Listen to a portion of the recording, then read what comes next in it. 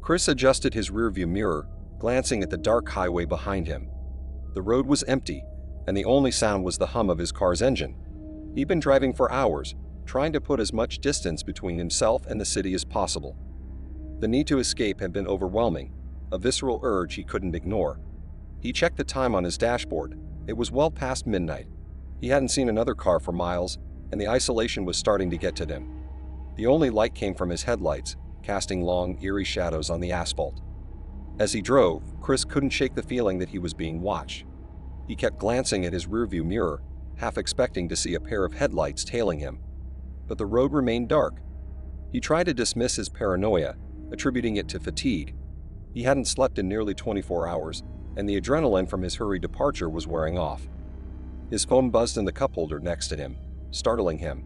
He grabbed it, expecting another frantic message from his ex-girlfriend or a concerned friend, but it was an unknown number. He hesitated, then answered. "Hello." "Chris," a voice said, distorted and low. "You can't run forever." His heart skipped a beat. "Who is this?" The line went dead. Chris stared at his phone, his mind racing. He didn't recognize the voice, but the threat was clear. Someone was after him, and they knew where he was. He sped up, his hands gripping the steering wheel tightly. The road twisted and turned through dense woods, the trees looming like dark sentinels on either side. His headlights barely pierced the thick canopy, and every shadow seemed to move, alive with menace. Suddenly, a figure appeared in the middle of the road. Chris slammed on the brakes, his car skidding to a halt. The figure didn't move, standing motionless in the glare of the headlights. It was a man, dressed in a dark coat, his face obscured by a wide-brimmed hat. Chris's heart pounded in his chest. He fumbled for the door lock, ensuring it was secured, and reached for the glove compartment, where he kept a small, concealed knife. The figure began to move, slowly walking towards the car. "Stay back," Chris shouted, though the windows were rolled up. The man didn't react, continuing his slow, deliberate approach. Panic surged through Chris.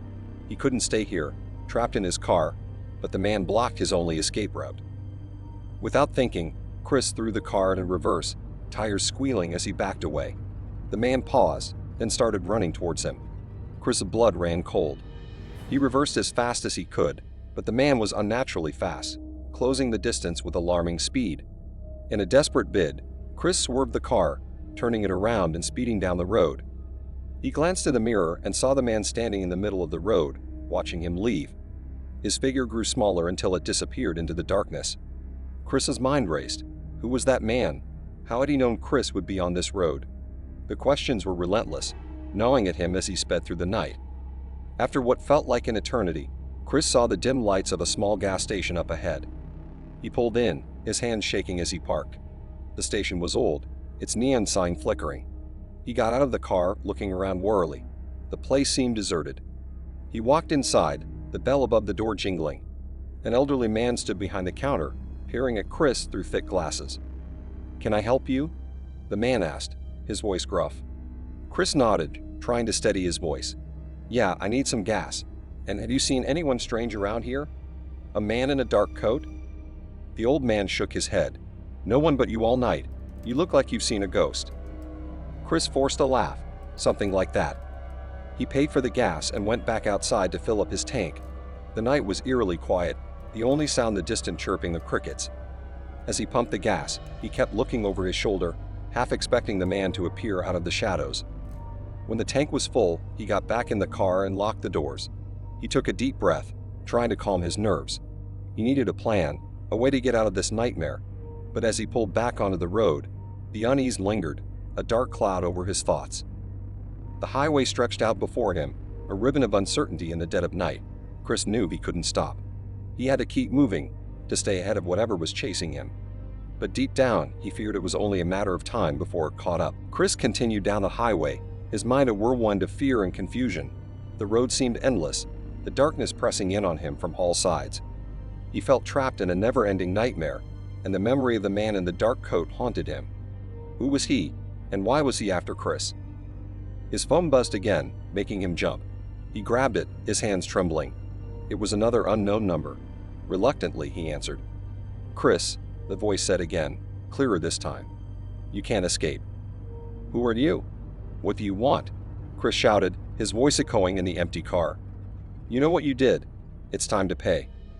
The call ended abruptly, leaving Chris with more questions than answers. He racked his brain, trying to remember what he could have done to warrant such a relentless pursuit. Nothing came to mind. He was just an ordinary guy with a mundane job and an uneventful life. What could he have possibly done? The road ahead forked, and Chris instinctively took the right turn, hoping to lose whoever was following him. The new road was narrower, winding through dense forest.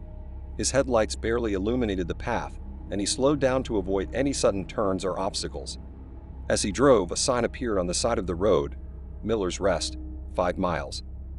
Desperate for a safe place to regroup, he decided to head there. Maybe he could find help, or at least a moment of respite. The small town of Miller's Rest was dark and quiet as he arrived. The streets were empty, and most of the buildings were dark. He drove slowly, looking for a place that might be open. A small diner with a flickering neon sign caught his eye, and he parked in front of it. The diner was nearly empty, with just a few patrons scattered at the tables. A tired-looking waitress glanced up as he entered, giving him a half-hearted smile. "Coffee, please," Chris said as he sat at the counter, trying to steady his nerves. "Sure thing, Han," the waitress replied, pouring him a cup. Chris took a sip, the hot liquid helping to calm his frayed nerves. He looked around the diner, taking in the worn-out decor and the tired faces of the other patrons. It felt oddly comforting, a brief escape from the terror that had been following him. As he sat there, the door jingled open, and a man walked in. Chris's heart skipped a beat. It was the man in the dark coat. He stood in the doorway, scanning the diner until his eyes locked onto Chris. Panic surged through Chris. He stood up abruptly, knocking over his coffee cup. The man started towards him, a menacing look in his eyes. Chris backed away, his mind racing for a way out. "Help! Someone help me!" he shouted, but the few patrons in the diner just stared, too shocked to move. The man in the dark coat lunged at Chris, grabbing his arm with a vice-like grip. "You can't run," he hissed. In a desperate move, Chris swung a nearby chair at the man, breaking free from his grasp. He bolted out of the diner, the man close behind him. Chris ran to his car, fumbling with the keys. He managed to unlock the door and jump in, slamming it shut just as the man reached him. He started the engine and sped off, his heart pounding. The man stood in the middle of the road, watching him go. Chris drove as fast as he could, the fear driving him forward. After what felt like hours, the adrenaline began to wear off, and he realized he needed to find a place to hide, to think. He spotted a motel up ahead, its neon sign flickering. He pulled into the parking lot and checked in, paying cash to avoid leaving a trace. The room was small and dingy, but it offered a brief respite. He locked the door and collapsed onto the bed, exhausted. As he lay there, his mind churned with questions and fears. He knew he couldn't keep running forever. He had to find out who this man was and why he was after him. Just as he was drifting off to sleep, his phone buzzed again, another unknown number. Chris hesitated, then answered, bracing himself for the voice. "Chris," the voice said, softer this time. "You can't hide." "Why are you doing this?" Chris demanded, his voice breaking. "You know why," the voice replied. "It's time to face the truth." The call ended, and Chris felt a chill run down his spine. He knew he had to confront this, to find out the truth. He couldn't keep running. He had to face whatever was coming, no matter how terrifying. With a deep breath, he resolved to uncover the mystery. He would find the man in the dark coat, and he would get answers. The road ahead was uncertain, but he knew he couldn't turn back. He had to face the darkness to find the light of truth within it. Chris closed his eyes, determined to rest and gather his strength. Tomorrow, he would begin his search. The nightmare wasn't over, but he was ready to confront it head-on. Frank had never liked basements. The damp air, the dim lighting, and the echoing silence always sent shivers down his spine. But today, he had no choice. He needed to retrieve an old family heirloom his mother had insisted was down there somewhere. Reluctantly, he descended the creaky wooden steps into the darkness below. The basement was cluttered with boxes, old furniture, and forgotten memories. Frank turned on the single weak bulb that hung from the ceiling, casting long, eerie shadows across the room. He started his search, moving aside dusty boxes and cobweb-covered items. It was a tedious task, and the further he ventured, the more oppressive the atmosphere became. After an hour of searching, Frank found himself in the far corner of the basement, where the light barely reached. He was about to give up when he noticed a small old wooden chest half buried under a pile of discarded books. He dragged it out and opened it, hoping to find the heirloom. Instead, he found a collection of old letters and photographs. Curiosity piqued. Frank picked up a letter and began to read. It was dated from the 1940s and addressed to his grandmother. The letter spoke of a forbidden love, secret meetings, and plans to run away together. As Frank read through more of the correspondence, he realized that his grandmother had been involved in a passionate affair with a man named Thomas, a man who was not his grandfather. Just as he was about to put the letters back, Frank noticed a hidden compartment at the bottom of the chest. Inside, he found a small, intricately carved box. With trembling hands, he opened it, revealing a beautiful locket and a faded photograph of his grandmother with Thomas. But something else caught his eye, an old rusty key. Frank felt a chill run down his spine. Why had his grandmother hidden these items? And what did the key open?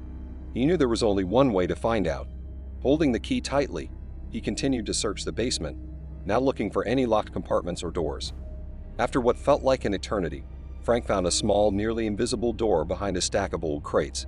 It was locked, and the key fit perfectly. He hesitated for a moment, his heart pounding in his chest, before turning the key and opening the door. Inside, he found a narrow, steep staircase leading further down into the darkness. The air grew colder, and the smell of damp earth was overpowering. With a flashlight in hand, Frank descended the stairs, each step echoing ominously in the confined space. At the bottom, he discovered a small, hidden room. The walls were lined with more old boxes and forgotten belongings. In the center of the room was an old, dusty table with a single chair. On the table lay an ancient, leather-bound journal. Frank's hands trembled as he opened it, revealing pages filled with cryptic notes, sketches, and strange symbols. As he flipped through the pages, he realized the journal belonged to Thomas. It detailed their plans to escape, but also mentioned something more sinister: a pact made in desperation, a promise to reunite even after death. The final entries were increasingly erratic, filled with ramblings about shadows, whispers, and a presence that followed them everywhere. Frank felt a cold breath on the back of his neck and turned quickly, but there was nothing there. Panic began to set in, and he knew he had to leave. Grabbing the journal, he rushed back up the stairs, locking the hidden door behind him. He could feel eyes watching him, the oppressive atmosphere pressing in on him as he fled the basement. Back in the safety of his living room, Frank tried to make sense of what he had found. The journal hinted at something dark and dangerous, but he couldn't piece it all together. He knew one thing for certain: his family's past held secrets that were better left buried. But Frank was determined to uncover the truth, no matter the cost. Little did he know, the darkness he had disturbed in the basement was not content to stay hidden. It was awakening, and it would not rest until its seekers were revealed. Frank couldn't shake the feeling that he was being watched. The oppressive atmosphere from the basement seemed to follow him, lingering like a dark cloud. The journal lay open on the coffee table, its cryptic notes and sketches a constant reminder of the secrets he had unearthed. He spent the next few days researching, trying to decipher the symbols and understand the pact mentioned in Thomas' journal. The more he read, the more he felt an unseen presence around him. Shadows seemed to move on their own, whispers echoed in the silence, and the temperature in his house dropped inexplicably. One evening, as Frank sat hunched over the journal, he found a map tucked between the pages. It was a rough sketch of the property, with a marked spot deep in the woods behind the house. The map indicated a hidden location, a place where Thomas and his grandmother had planned to meet. Determined to uncover the final piece of the puzzle, Frank grabbed a flashlight and ventured into the woods. The night was eerily quiet, with only the rustle of leaves and the occasional hoot of an owl breaking the silence. He followed the map, his heart pounding with anticipation and fear. After what felt like hours, he reached the marked spot, a small clearing surrounded by towering trees.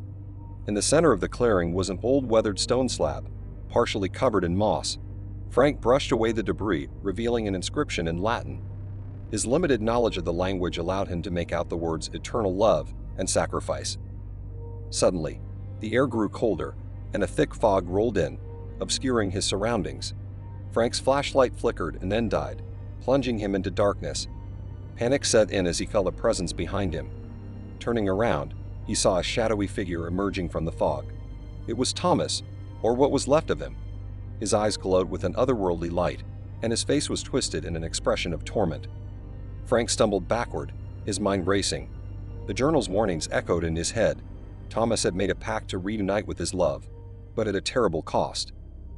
"Why have you disturbed us?" The ghostly figure whispered, its voice a chilling echo. Frank could barely speak. "I wanted to understand, to know the truth." Thomas's ghost moved closer, his presence overwhelming. "The truth comes with a price. Our love was forbidden, our pact eternal. Now you are bound to it." Before Frank could react, the ground beneath the stone slab began to tremble. He watched in horror as skeletal hands clawed their way out of the earth, followed by more ghostly figures. They were all victims of the pact, trapped between worlds, seeking release. Desperation took over, and Frank realized there was only one way to break the curse. He grabbed the journal and threw it onto the stone slab, setting it ablaze with a lighter.